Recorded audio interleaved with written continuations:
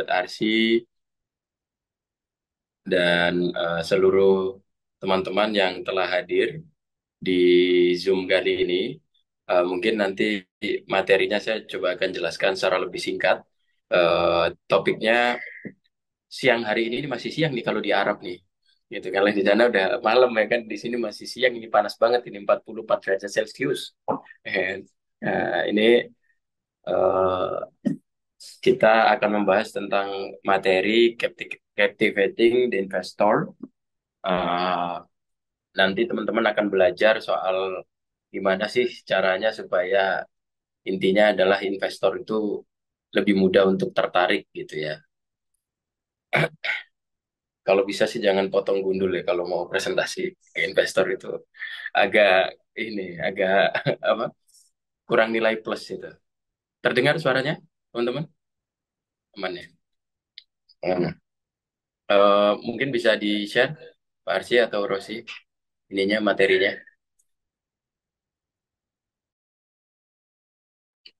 Nah, ya ini materi apa entrepreneur hacks to captivating investors, build a better pitch deck. Kenapa pitch deck? Jadi fundamental dari kita presentasi itu adalah depends on what eh, apa yang akan kita present. Nah, apa yang kita akan present itu walaupun teman-teman misalnya apa ya pakaiannya bagus, cakep ya kan, perawatan selama 1 bulan terakhir ya kan. Tapi kalau materi-materi yang dipresentasikan itu jelek, nah, itu juga tidak akan apa ya membuat teman-teman itu menarik investor gitu. Nah, di materi terakhir ini memang saya nanti akan sedikit menceritakan tentang santri chain juga ya sekilas karena mungkin pemateri-pemateri sebelumnya belum menceritakan tentang santri chain begitu. Nah, ini adalah materinya, terus kemudian akan lebih banyak tentang pitch deck, dasar-dasar pitch deck, sangat basic ini pelatihannya karena memang ini pelatihan pertama ya di Santri Chain. Artinya teman-teman ya beruntung saja bagi teman-teman yang ikut pelatihan pertama ini karena teman-teman belajarnya nggak langsung dari tengah-tengah tapi dari awal, benar-benar awal gitu. Jadi apapun bisnis atau usaha yang dikembangkan oleh teman-teman, pitch deck adalah hal fundamental yang harus diperbaiki sebelum yang lain-lain. Yang lain-lain misalnya apa yang sesuatu yang tidak bisa diubah, misalnya kayak teman-teman misalnya kadang ada beberapa venture capital tuh yang agak apa sedikit apa ya sedikit mempersulitnya begini. Alumni mana misalnya alumni Harvard lebih diterima daripada alumni misalnya alumni mana begitu ya, kampus nasional gitu. Nah itu juga beban pikiran tersendiri karena masa orang bisnis ini harus harus kampusnya terbaik dulu baru ini kan repot juga kalau kayak gitu ya. Nah tapi seenggaknya orang akan investor akan tetap melihat di mana kalau misalnya memang kualitas dari presentasi kita itu bagus gitu. Lanjut. Nah, saya mau memberikan apa ya semacam logika bagi teman-teman ini kan para calon entrepreneur ya. Nah, jadi bagi calon entrepreneur ini harus punya logika dasar terkait dengan bisnis itu sendiri, gitu ya, atau entrepreneurship itu sendiri, gitu ya. Nah, bisnis itu tentang apa sih? Kalau yang paling kiri atas adalah learn to know the right time. Business is about the momentum. Jadi, bisnis is about the momentum. Jadi, kalau misalnya orang kadang sering ngomong, ya harusnya gue bikin kayak gini ya dulu ya.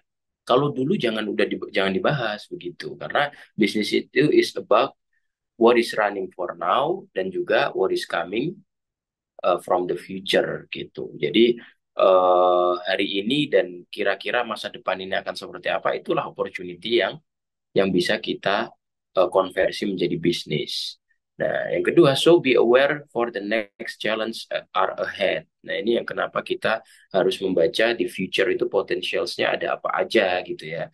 Nah, jadi teman-teman itu bisa melihat bisnis dari apa yang terjadi di sekitaran teman-teman, lalu kemudian apa ya, memprediksi hari ini dan masa depan itu di sekitaran saya itu pasarnya akan ada apa aja, opportunity-nya ada apa aja. Dari situlah kemudian baru kita meng-create sebuah ide begitu. Nah, ketika kita sudah bisa meng-create sebuah ide, next step-nya bikin bisnis itu sangat gampang, teman-teman. Yang susah itu adalah mempertahankannya. That's why ada yang nomor tiga, yaitu business is the art of survival gitu.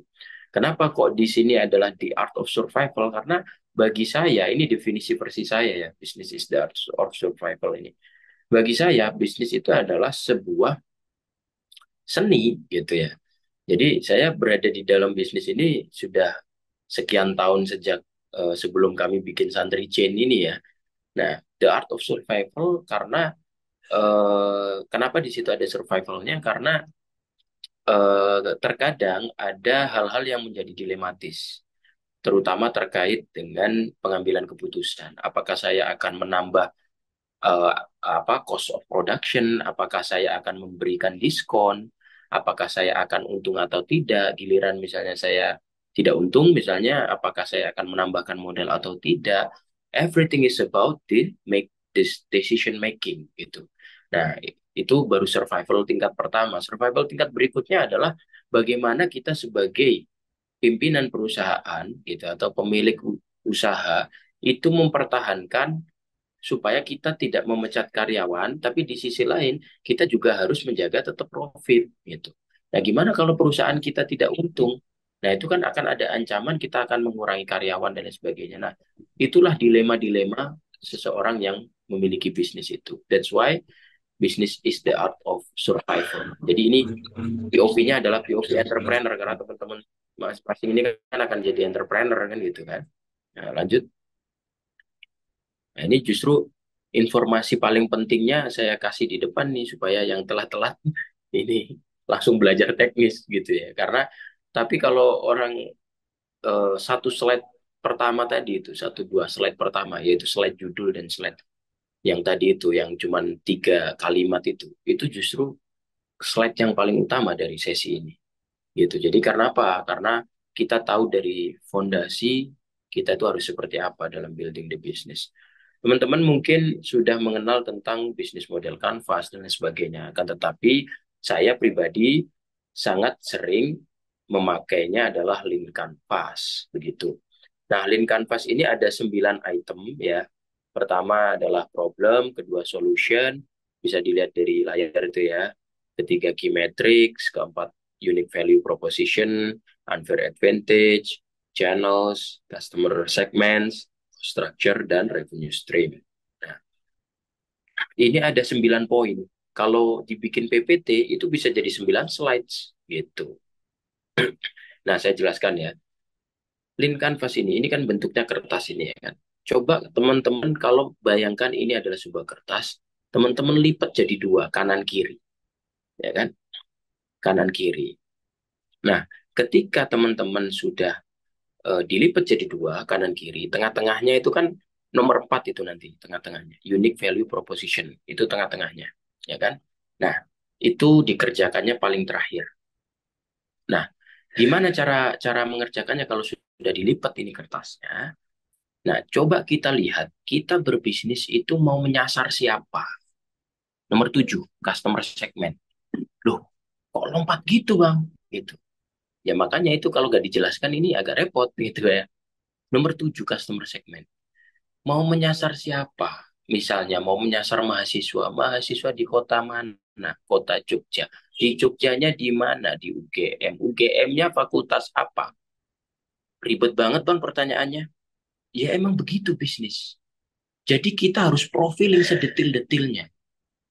Oh, fakultas ekonomi. Fakultas ekonomi yang kemampuan ekonominya setingkat apa? Yang uang saku bulanannya seberapa? Kalau misalnya di pesantren, pesantren santrinya santri yang seperti apa? Santri laki-laki atau perempuan? Kalau bisa dua-duanya, berarti santri yang kelas berapa?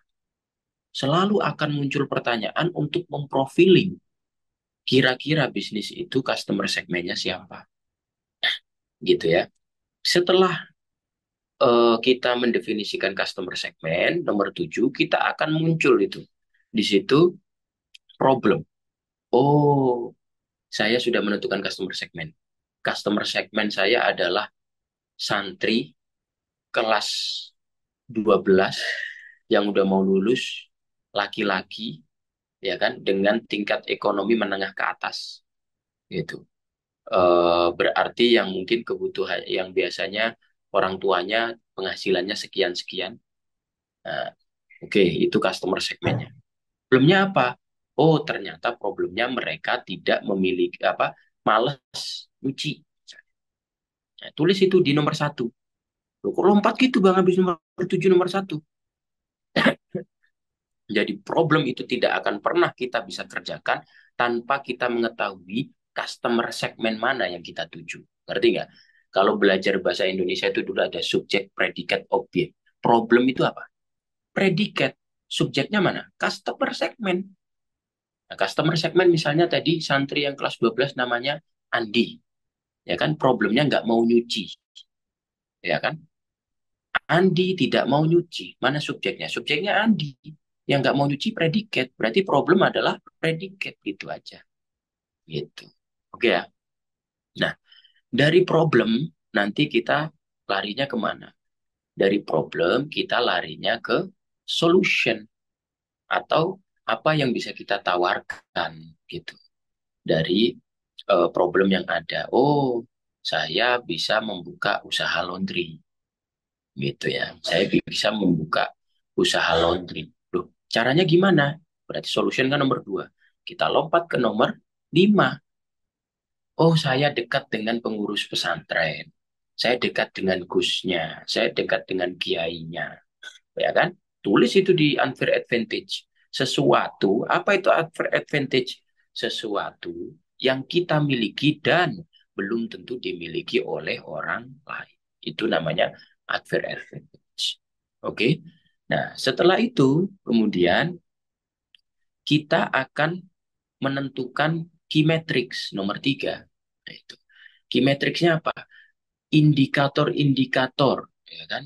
Bisnis kita itu bisa dikatakan sukses itu apa? Oh, kalau penjualan apa? Kalau setiap harinya ada paling tidak 10 santri yang menjadi customer dengan masing-masing santri itu laundry sekitar 5 kilo misalnya. Berarti paling minimal setiap hari harus ada 50 kilo gitu. Nah, itu adalah indikatornya. Indikatornya lagi adalah eh, kepuasan pelanggan. Kepuasan pelanggannya itu apa tingkatnya 1 dari 10 9 gitu angkanya. Paling minimal 8 gitu. Nah, itu kita tentukan sendiri tuh. Yang mengerti bisnis kita itu sukses atau tidak itu kan kita. Nah, tulis itu di Grimetrix. Nah, terus kemudian setelah Grimetrix nomor 3, kita lompat ke nomor nomor 6, yaitu channel. Untuk memenuhi ya kan standar-standar yang telah kita bikin sendiri itu seperti apa? Berarti kan ini solusi kita ini kan harus nyampe itu ke customer segment, ya kan? Solusi kita ini kan harus nyampe kepada orang yang punya problem ini, ke calon customer ini, ya kan? Nah, channelnya itu apa? Oh, bikin poster. Oh, lewat pengurus. Oh, lewat ustadz. Oh, lewat guru. Ya, misalnya. Oh, lewat busnya ngasih pengumuman apa. Ya kan? Nah, itu namanya channel. Ya, kalau misalnya di bisnis umum yang di luar pesantren, ya berarti channelnya bisa lewat apa? Misalnya teman-teman punya produk, oh produknya bisa dititipkan ke supermarket, produknya bisa dititipkan ke pasar, dan seterusnya. Itu namanya channel. Termasuk channel sekarang sosial media itu ya kan off channel juga itu. Bagian dari channel juga. Ya. Nah, baru kemudian setelah semuanya dikerjakan, dibaca ulang lagi, teman-teman akan menemukan namanya unique value proposition. Bedanya apa sih? Usaha yang saya bikin, laundryan punya saya ini dengan laundryan yang lain itu bedanya apa? Pasti teman-teman akan ketemu di unique value proposition. Sesuatu hal yang menjadi apa ya? Keunikan tersendiri bagi bisnisnya teman-teman itu yang membedakan antara bisnisnya teman-teman dengan bisnis yang lain. Nah, itu yang paling tengah. Oke, sudah selesai. Selesailah soal ide. Itu ya. Jadi ini cara mengerjakannya itu seperti itu. Jangan langsung ya dikerjakan aja, pusing pasti. kalau kerjakan aja. Jadi logika berpikirnya harus dibangun. Itu ya. Oke, lanjut. Tinggal dua. Yang paling bawah, cost structure. Sorry, sorry, sorry, sorry. Back lagi. Cost structure dan revenue stream. Dua-duanya ini kaitannya dengan duit. Kalau yang tadi nomor 1 sampai nomor 7 itu nggak ada angkanya. Kalau ini angka doang. Ya kan? Kenapa kok angka doang? Ya iya, cost structure itu adalah intinya adalah pengeluaran, revenue stream adalah pemasukan. Jadi cost structure apa saja yang menimbulkan pengeluaran. Misalnya saya beli deterjen, saya beli apa mesin cuci, saya beli apa lagi dan seterusnya. Gaji karyawan, masukin itu di situ. Cost structure, ya kan? Berapa totalnya setiap tahun berapa? Setiap 3 bulannya keluar berapa? 6 bulan sampai 1 tahun keluar berapa? Tulis di situ. Nah, revenue stream itu adalah pemasukan apa-apa saja yang bisa memberikan akses pemasukan. Jadi misalnya oke penjualan ya kan, ya, penjualan itu ya termasuk tadi berarti kalau ada orang yang cuci di situ gitu kan. Terus kemudian nanti apalagi dari situ itu revenue streamnya ada misalnya teman-teman jual produk, jual deterjen. Nah, deterjennya laku, pemasukan lagi gitu kan. Nah, itu ditulis revenue stream. Lanjut. Nah, ini market sizing ya kan. Tadi kan udah 9 slide itu. Untuk presentasi ke investor 9 slide itu pertama itu hanya tahap ide dulu tuh tadi tuh. Baru kita ngomongin soal ide itu tadi tuh. Nah, sekarang market sizing. Jadi dalam slide-nya ketika kita presentasi di investor, itu tidak akan mungkin kita menghindari namanya market sizing. Ya kan? Jadi kita itu harus tahu namanya Tam Samsung. Nanti bisa dicari di internet. Mungkin teman-teman juga udah banyak yang belajar. Saya hanya memperjelas dengan bahasa yang lebih mudah. Saya kasih permisalan aja biar langsung paham. TAM itu adalah, ya kan, intinya kaitannya semuanya ini dengan harga, ya kan, dengan harga. TAM itu adalah, misalnya TAM itu adalah Yogyakarta, sorry, TAM itu, ya ya, Yogyakarta. Misalnya ya, TAM itu Yogyakarta. SAM itu adalah UGM. SOM itu adalah UGM Fakultas Ekonomi. Ya, paham ya? Nah, sekarang TAM Yogyakarta. Produknya apa tadi misalnya? Produknya ya sekarang ganti produk lah. Tadi kan mesin cuci, usaha cuci. Sekarang usahanya pomade, ya kan? Tam Jogja. Rata-rata yang pakai kok pomade cowok. Hitunglah cowok yang rentang usianya sekian sampai sekian. Biasanya orang tua nggak pakai pomade, ya kan? Biasanya anak-anak muda, mungkin usia berapa tuh? Usia 17 sampai 35 tahun atau sampai 45 tahun atau 40 tahun lah katakanlah. Jadi 17 sampai 40 tahun. Itu ada berapa yang ada di Jogja? Ya kan? Dikalikan harga, misalnya pomade harga berapa? 20.000 gitu, atau 25.000 karena masih bisnis awal, katakanlah 20.000 lah. Nah, 20.000 kali katakanlah orang di Jogja, di rentang usia segitu pasti kan banyak ya. Katakanlah 100, 100.000, itu udah 1 miliar revenue. Ya benar kan? Iya kan? 20.000 dikali dengan 100 orang, ya 1 miliar. Itu revenue. Kalau terjual semuanya se-Jogja. 100.000 orang itu ya susah juga menjual pomade. Untuk kejual 1, 2, 3 awal itu aja susah gitu. Tapi kalau udah brandnya udah oke, itu baru revenue, belum profit. Itu baru pemasukan, ya kan? Belum dipotong biaya operasional dan lain sebagainya. Jadi 20.000 paling keuntungannya berapa? 2.000. Ya kan? 10%, paling 3.000 ya 15% ya. Nah, kalau keuntungannya segitu berarti kan yang kita hitung 2.000 dikalikan 100.000. Ya kan? Itulah keuntungan kita.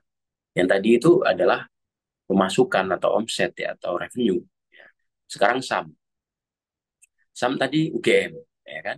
Karena misalnya teman-teman ini adalah mahasiswa UGM. Jadi yang paling gampang merich anak UGM. Dari 100.000 orang, anak UGM-nya ada 1.000. ya kan?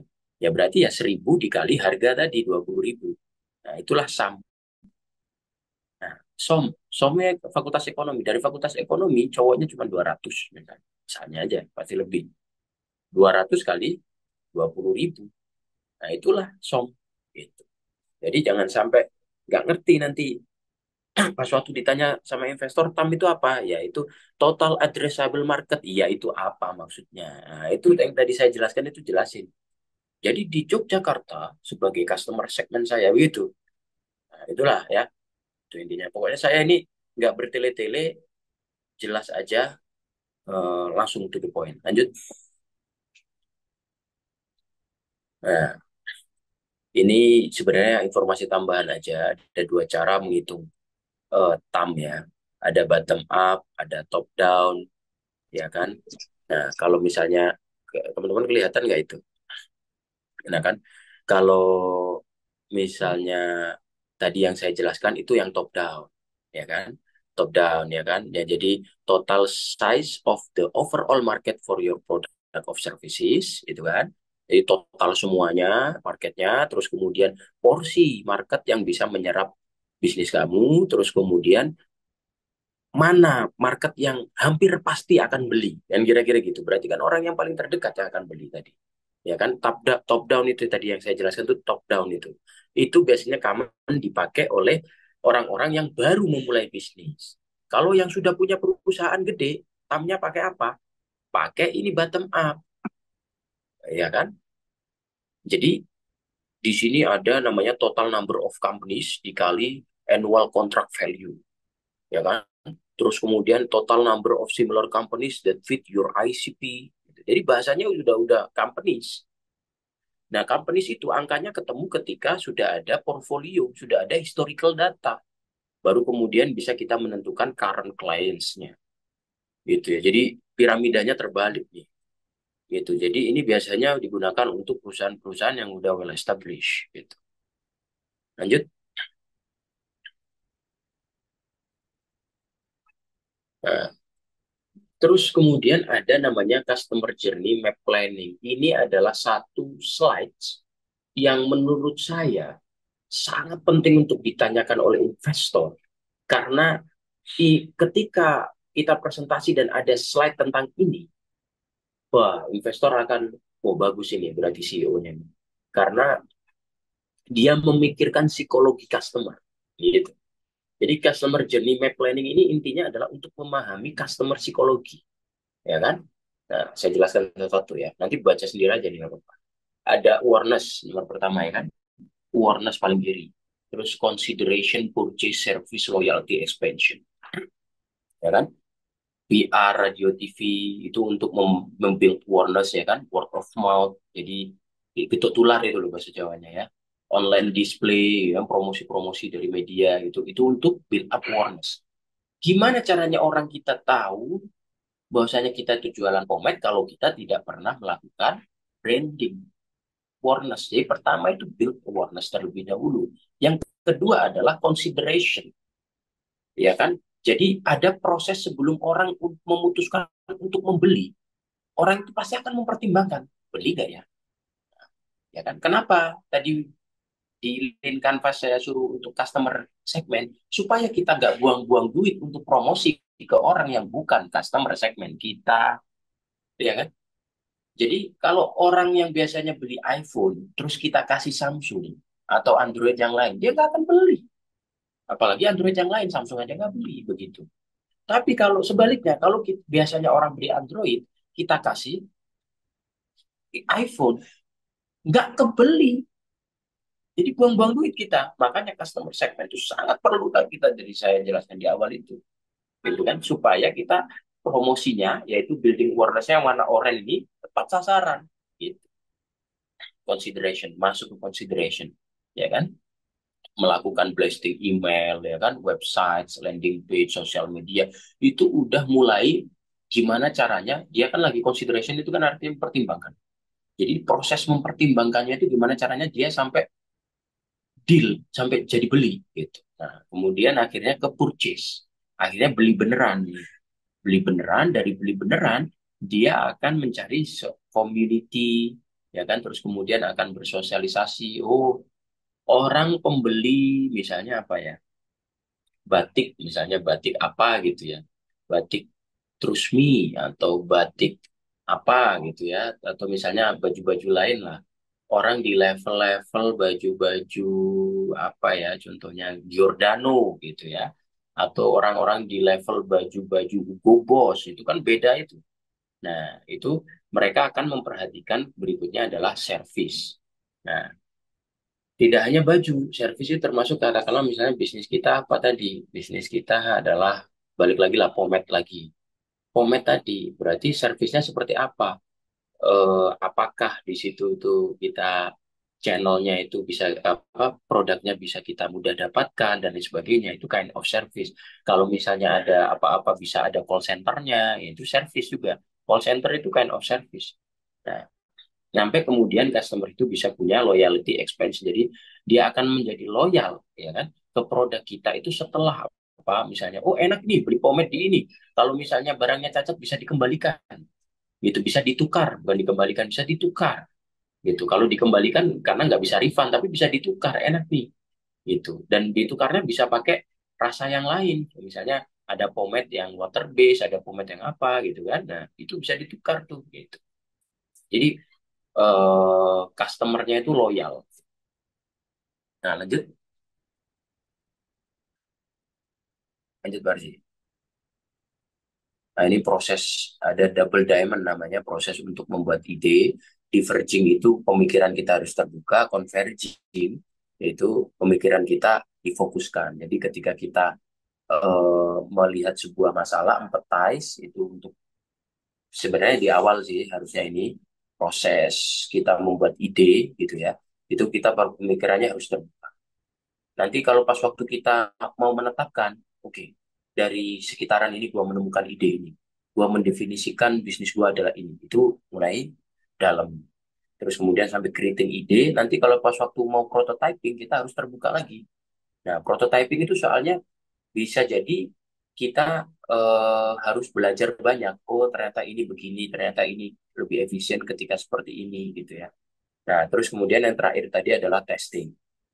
Nah, jangan di cross-cross mulu nih.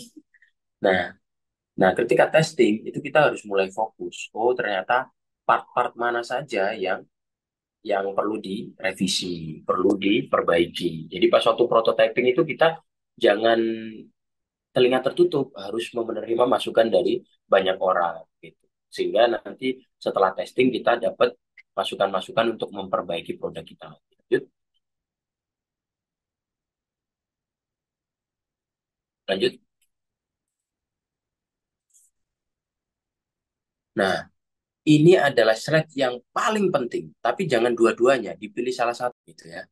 Nah, pakai tabel itu contohnya sebelah kiri itu. Nah, pitch yang warna biru itu adalah representasi dari brandnya teman-teman. Nah, sebelah kiri, paling kiri ada structure, design, ya, user friendly, support, pricing, ya.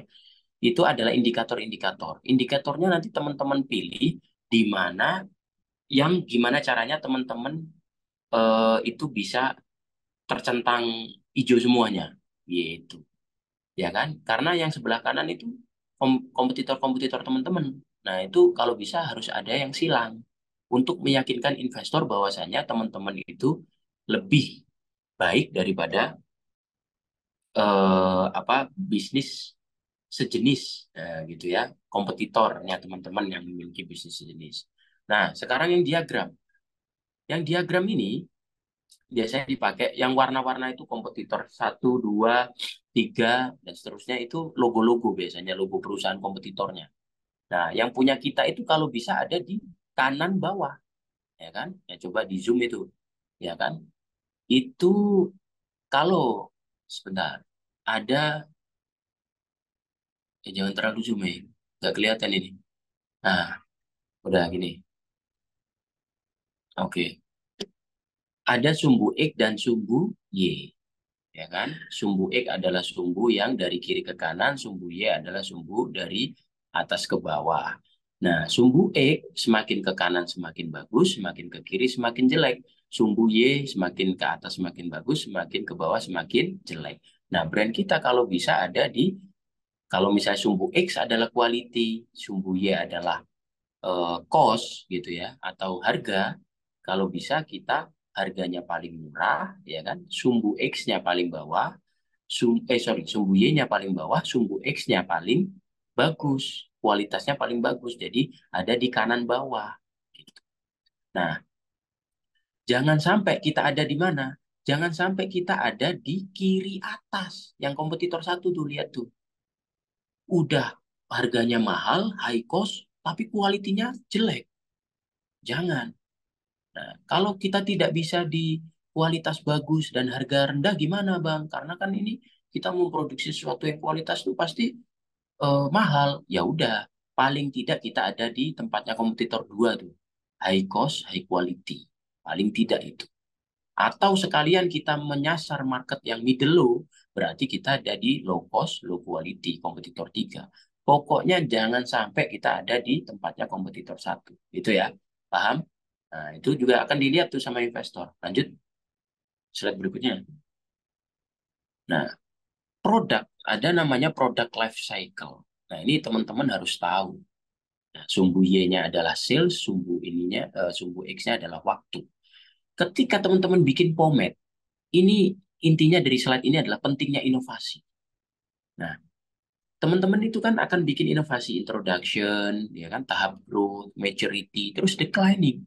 Kalau teman-teman nggak bikin inovasi terhadap produknya teman-teman, nanti pasti akan ada produk sejenis yang lebih bagus, ya kan, yang lebih update gitu. Terus kemudian produknya teman-teman akan kegilas, sehingga teman-teman itu harus punya added value terus. Kalau sekiranya produknya penjualannya udah mulai turun, teman-teman harus bikin inovasi. Nah, inilah yang harus teman-teman presentasikan di depan investor. Untuk, bahasanya begini, untuk upaya preventif supaya produk saya tetap bertahan di pasar, saya menggunakan teori product life cycle untuk, ya kan, eh, mensustainablekan atau menjadikan produk saya ini lebih reliable dengan inovasi-inovasi di setiap sekian bulan. Nah, begitu. Jadi di setiap sekian bulan, misalnya 2 bulan, 3 bulan, saya menyebarkan kuesioner ke customer-customer saya untuk meminta pendapat. Kira-kira keinginan customer itu bosan atau tidak dengan produk ini, saran dari customer itu seperti apa, sehingga saya bisa memproduksi produk yang lebih baik dari hasil kuesioner. Itu ya, paham ya? Yud. Nah, ini kayaknya yang tentang santri chain gak usah dibahas. Ini pokoknya tentang ilmu-ilmu aja ini. Nah, commercial development. Nah, ada namanya produk atau jasa itu kalau yang teman-teman pelajari. Ya kan? Itu ada paling tidak dibagi jadi tiga. Ini secara warna ini kan intinya merah, kuning, hijau gitu aja lah ya. Kalau masih merah itu tahap ide, riset, masih riset, research lah. Yang tengah-tengah simulated work itu teman-teman udah mulai testing dan seterusnya. Real work itu teman-teman udah menghadapi market. Oh, gua prediksi ini barang gua udah paling keren menurut gua, pas waktu gua taruh di market kok ternyata nggak ada yang beli gitu. Ya, makanya berarti harus diurang lagi, riset labnya harus diurang lagi, mungkin di TRL 3 diulang lagi, gitu. Melakukan apa TRL 3 itu kan? Experimental Proof of Concept. Jadi mungkin ada konsep-konsep yang perlu direvisi lagi.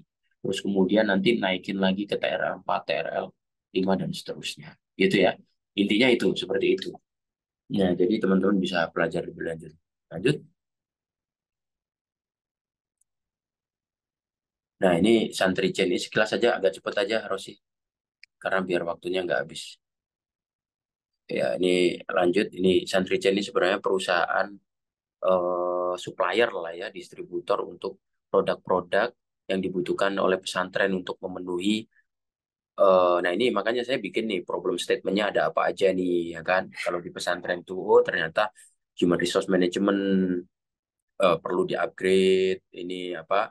Teman-teman misalnya santri itu untuk menghandling bisnisnya, ya salah satu bentuknya ya santri chain business class ini ya untuk itu gitu ya, financial management perlu diperkenalkan dengan gimana cara mengatur keuangan, kemana sudah sama Bu Isna mungkin, terus supply chain management operation mungkin sudah sama Mas Labib, legal assistance, kadang-kadang pesantren itu bikin produk tapi belum ada BPOM-nya, belum ada izinnya. Nah, itu Santrichen bisa membantu tuh. Next. Lanjut aja, ini agak cepet aja. Nah, itu kan, ini ada BPOM, SNI, dan seterusnya. Lanjut. Nah, ini Santrichen Distribution Process. Lanjut. Ini sekilas-sekilas saja, dilanjut terus saja sih. Coba biar cepat, ya kan. Ada targetnya, ya, ada aplikasinya, ya kan. Websitenya, ada partner kita yang sudah bergabung prinsipal-prinsipal, dan ini cara pendaftaran.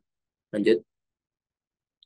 Ini kalau pendaftaran di Santrichen ini bagi pesantren atau pengurus pesantren yang pengen beli produk dari prinsipal-prinsipal itu bisa belinya di Santrichen. Enak sekarang beli tinggal klik nanti dikirimkan gitu kan. Beda kalau misalnya orang kadang suka mau bikin usaha tapi nggak tahu belinya di mana, beli di pasar terdekat juga mahal gitu kan. Mending beli grosir kalau memang untuk ngisi kupon tren, ngisi minimarket ya kan, si pesantren-pesantren bikin mending belinya di Santrichen gitu. Kalau misalnya bingung pendaftaran nanti bisa WA admin Santrichen supaya nanti bisa dibantu untuk prosesnya gitu. Lanjut, websitenya di santrichen.id. Kita juga segera mungkin bulan depan ini itu mulai kita akan meluncing aplikasi kasir kita gitu ya. Lanjut.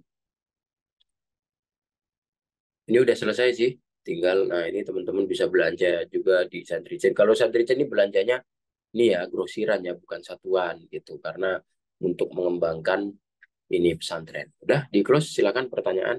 Saya masih ada 5 sampai 10 menit.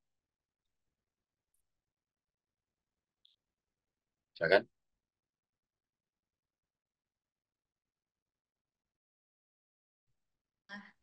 Memberikan ilmu yang sangat bermanfaat. Baik, langsung untuk selanjutnya sesi pertanyaan.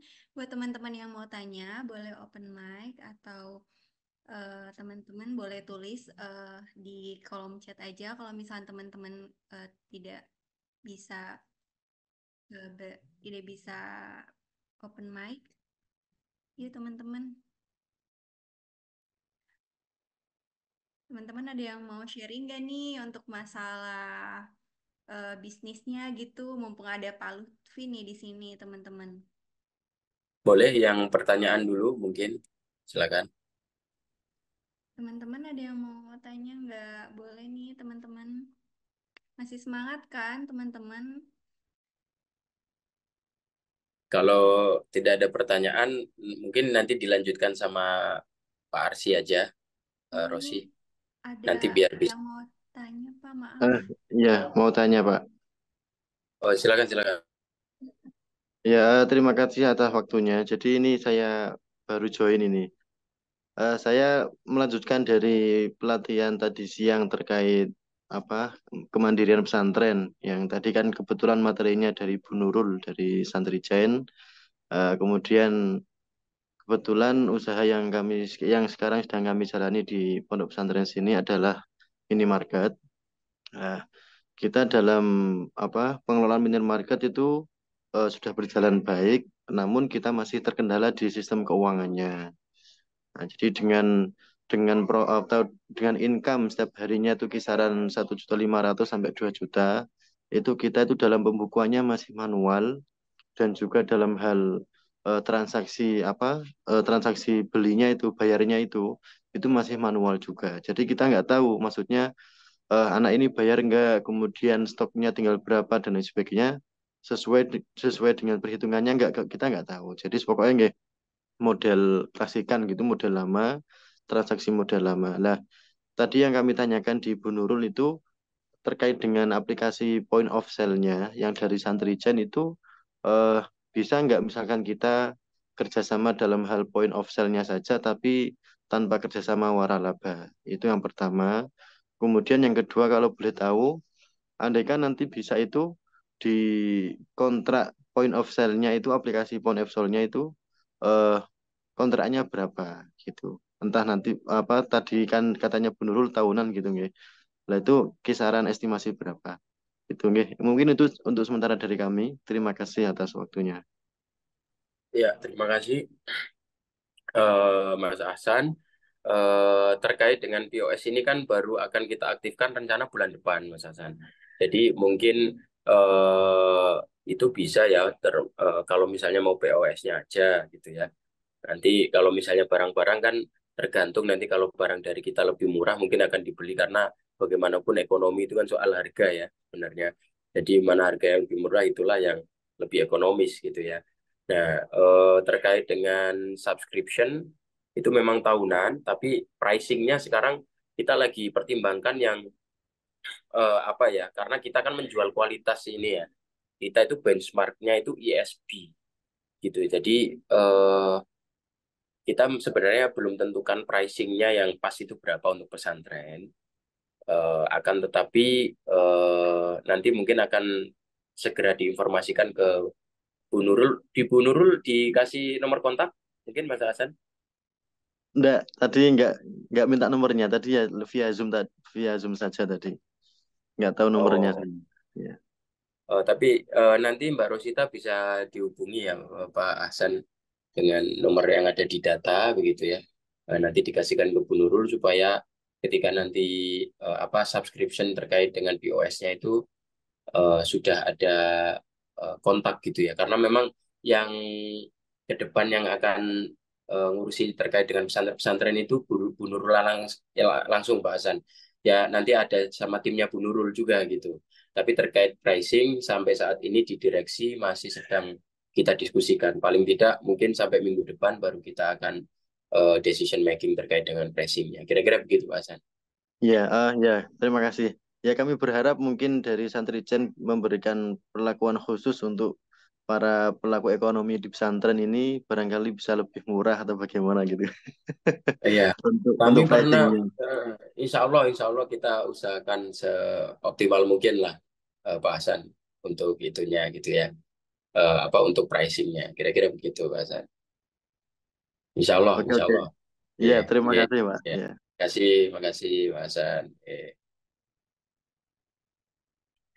Ada lagi, silakan. Kan yang mau bertanya boleh teman-teman open mic atau tulis di chat. Ya teman-teman yang mau bertanya, soalnya ini pematerinya atau mentornya bagus banget teman-teman, langsung dari CEO Santri Chain-nya. Jadi teman-teman Sayang yang banget bingung kalau banget gitu, dilewatkan. boleh tertarik langsung aja tanya ke Pak Lutfi-nya. Ayo teman-teman Ini langsung. Firza ini online dari mana nih, Za?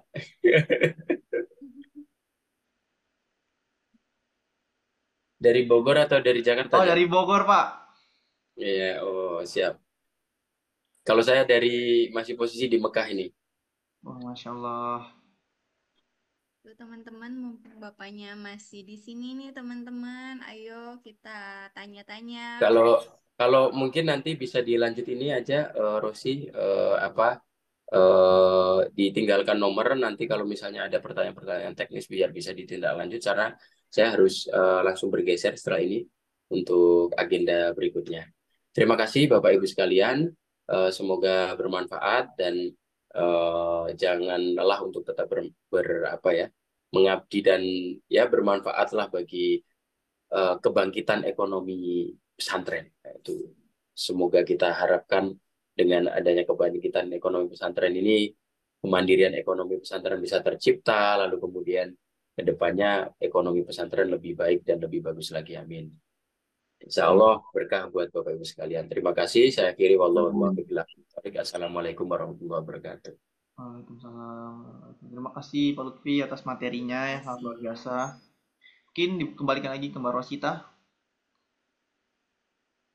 Nah, teman-teman, terima kasih buat teman-teman yang udah menyempatkan waktunya untuk malam ini. Buat teman-teman, misalkan nanti baru inget nih pengen nanya ini, tadinya di Zoom pengen nanya ini tapi lupa. Terus teman-teman boleh tanya di grup aja nanti untuk jawabannya dari pemateri yang tadi kita sampaikan ke teman-teman.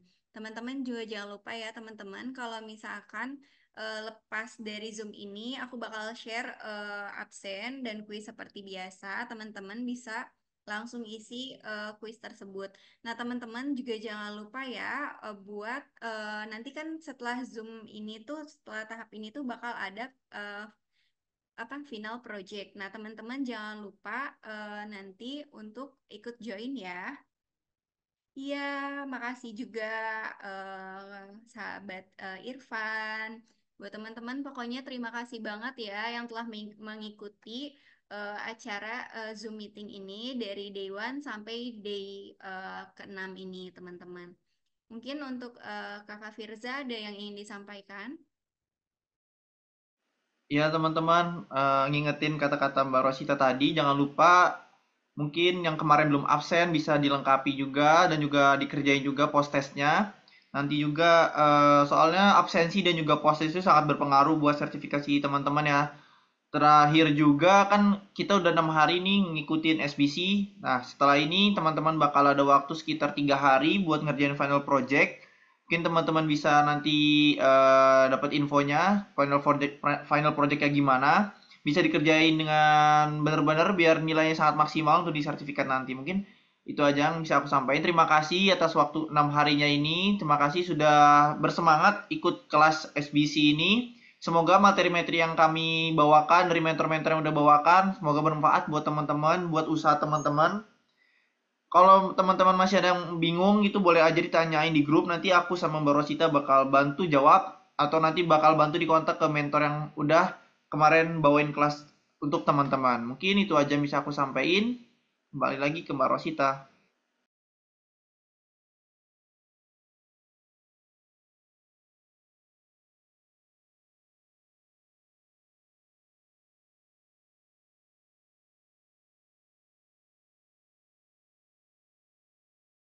Ini apa? Oh ini nih buat kakak yang kemarin udah hadir tapi belum sempat absen ya. Iya, nanti kakak PC aku aja, PC admin aja. Terus nanti aku bukakan untuk link absen dan link kuisnya ya kak.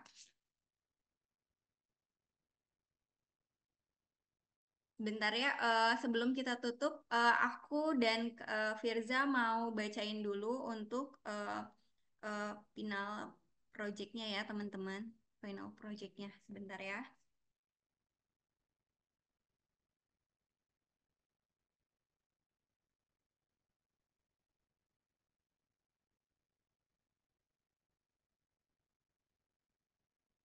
Ya, buat ngingetin juga buat teman-teman, mungkin yang kemarin ketinggalan kelas atau mungkin masuk telat ataupun sakit segala macam, nanti dari kita itu memfasilitasi adanya record gitu. Nanti teman-teman bisa apa nonton record kelas-kelas yang udah kemarin lewat itu di YouTube-nya Santrichen. Nanti untuk linknya bakal kita infoin lebih lanjut.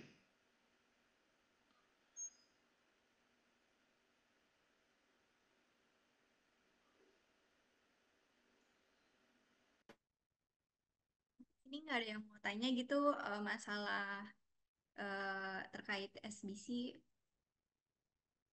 Teman-teman ada yang mau tanya masalah SBC nggak? Atau misalkan mau titip pertanyaan buat mentor-mentor yang kemarin sempat ngisi di acara SBC gitu. Nah, nanti kita bisa sampaikan teman-teman. Buat kita sampaikan ke pemateri yang kemarin. Boleh mungkin ini ya, foto dulu sebelum ditutup teman-teman. Kira-kira ada SBC season kedua tidak ya? Ada dong. Nah, makanya teman-teman jangan lupa follow akun Instagram kita nih. Teman-teman udah tahu belum akun Instagram kita ada di teman-teman udah follow belum akun Instagram kita nih? Teman-teman kalau misalnya mau follow Instagram kita tuh ada di @santrichen. Jadi teman-teman bisa apa bisa lihat nih konten kita dan teman-teman juga bisa lihat konten kita di Instagram atau di TikTok gitu. Teman-teman kalau misalnya mau tahu tentang Santrichen. Sudah follow, wah bagus kalau kayak gitu. Teman-teman yang lain udah pada follow belum? Jangan lupa di follow ya teman-teman. Siapa tahu nanti teman-teman berminat buat ikut SBC kedua gitu teman-teman. Wah nih, Kak Hasrul, Kak Tridian, Kak Irfan juga udah follow. Bagus. Kalau kayak gitu teman-teman, jangan lupa follow ya teman-teman. Siapa tahu nanti ada info-info menarik nih terkait SBC atau terkait Santri Chain gitu teman-teman. Itu ya teman-teman. Bentar.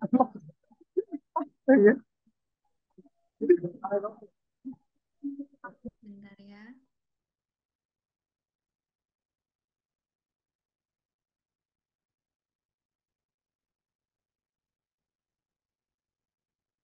Teman Firza boleh.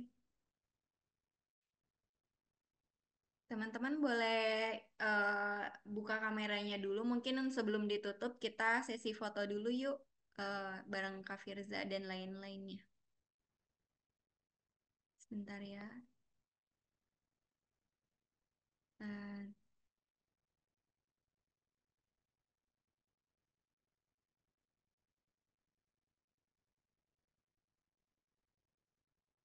Yuk teman-teman boleh dibuka dulu. eh, Boleh dibuka dulu nih videonya kita sesi foto. Sebentar ya. Yuk ditunggu. Karena ini hari terakhir kita dokumentasi bersama-sama. Mungkin boleh teman-teman yang belum on cam.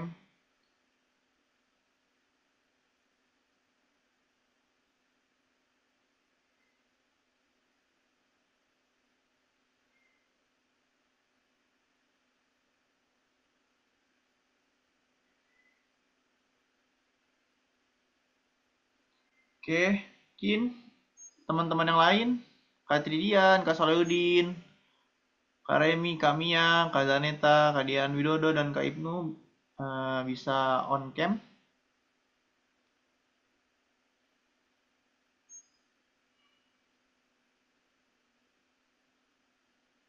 Oke, kita mulai ya. Satu, dua, tiga. Tunggu sebentar.